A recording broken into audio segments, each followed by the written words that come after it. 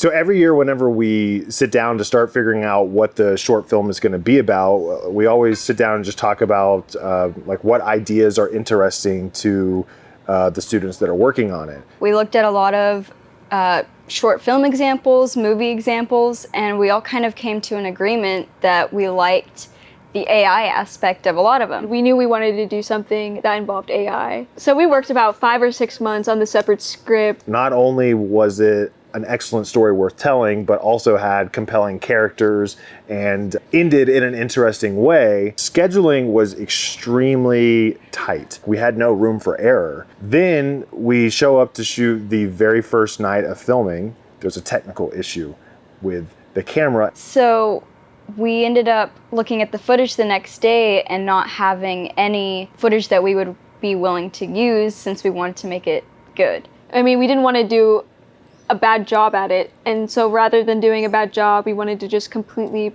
put it aside and wait until there was a better opportunity to do it. I didn't want to just give up on all the work that we spent, all the months that we spent planning, all the months we spent script writing. And even though we weren't able to create what we wanted to, I knew I wanted to take something out of it and make something new with it. I really wanted to have this experience, and so I thought we might as well just make something that would be fun instead of reminiscing what we couldn't do. If we find something like this... Just go to the real room. I don't know. At this point, I'm done with you, Sophie. Womp womp. So at that point, it was like, okay, now we have nearly no time. We have all of these other restrictions. Now let's craft a story that's going to be easier for us to actually create given these restrictions. And so that's how I'm Done originally came about. I'm Done is a story about a girl who basically, her day gets worse and worse as the day goes on. It's just, how bad can this day get? Yeah, we really wanted it to just like start pretty innocently and then just escalate until it just completely goes off the rails. I feel like while we were planning it, we were kind of throwing crazy ideas out there, like, oh, what if like her car gets stolen, or oh, like, you know, just crazy things that obviously wouldn't really happen.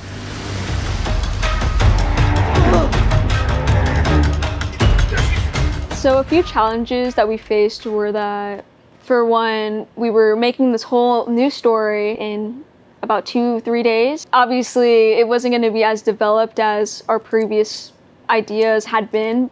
Basically, we didn't have time to go out and, you know, have a whole audition. I feel like so often these short films, it is about just like who can you get to be in it that you know, and so that's why so many of the people that are in it are people that have either been a part of the Deer Network in the past or been in a short film. Emily, this is actually her 4th of our short films to appear in, so she's like our most prolific actor of anyone.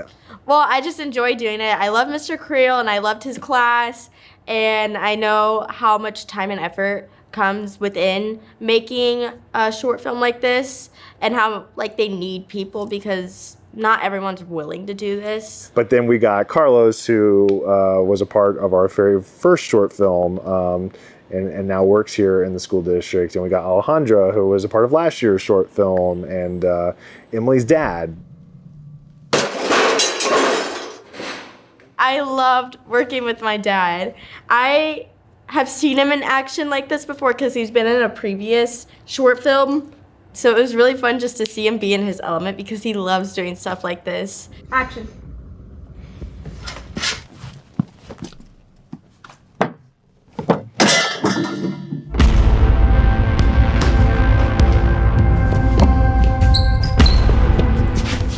There was a few things in it that was like, how are we going to pull this off? Some of the things that we were going to do with the original idea, this at least gave us an opportunity to try it on a smaller scale first and kind of learn about how to go about doing that. One of the examples of that would be the AI robot that comes up at the very end. None of us really knew anything about how we were going to edit a giant robot into the scene. We were able to go and take a 360 picture of the room and then add the 3D version of the AI robot inside, and I thought that was very, very neat. Not only did we get to do something that I think turned out pretty cool, but we got to learn something that we had never done before, and that then we can apply in future projects.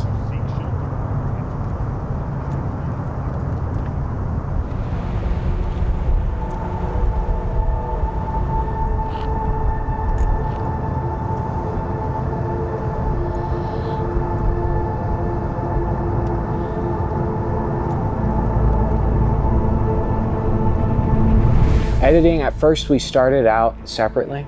Like I would work on a scene, Nautica would work on a scene, and Sophie would work on a scene. And then after a while, I'd do this scene and I would show Nautica, and Nautica would be like, well, I really don't like this, that. And we would get into a disagreement about it. And then after a while, we finally kind of figured out it's not best to work on it separately. We really had to do it all together. When I saw the first rough cut, I was really scared. They're always really messy, and I mean, not everything is finished all the way, and it's always going to be like mixed feelings on it. I feel like that's always the case with every year. When you start editing it together, they're always terrible at the beginning, and it just takes time. When I first saw the final product, I was very proud of what we were able to do, especially within the time limit. It kind of showed how much you can do whenever you want to do it. It was very fun, you know, to make it, and I just felt like very overall like excited to show it to people, and I'm glad that we made it. I know it's not what you guys set out to make. I thought it turned out well for what it was. Like, it didn't take itself too seriously, and it's like, let's just go and have fun and let's learn something and make something that we can be proud of. More than anything, I'm like, can you watch this and get a little bit of entertainment out of it, a little bit of joy? I would so much rather watch something like that than you know, something that's going to put me to sleep or something that I don't understand at all. Hopefully you can take this experience and learn from it, and you know, and use that in the future. Right now we are trying to film a car crash scene, and I'm cold. It's really cold. Right, here we go.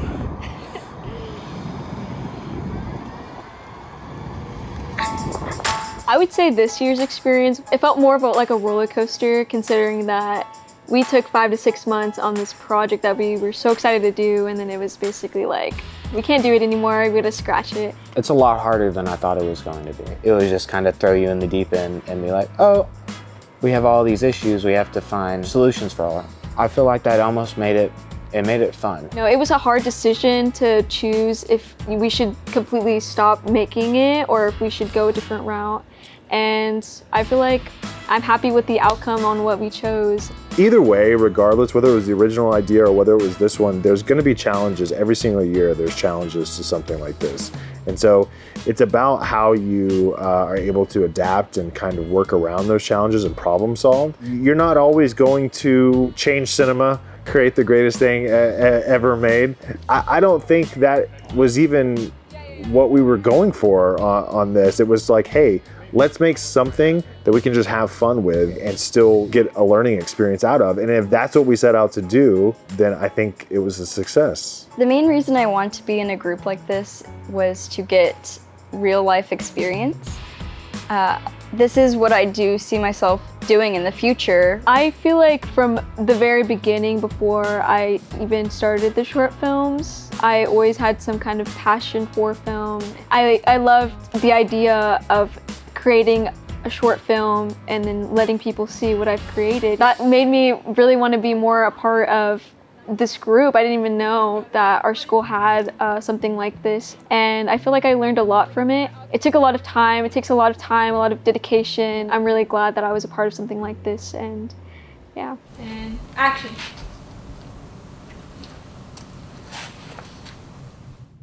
I'm done.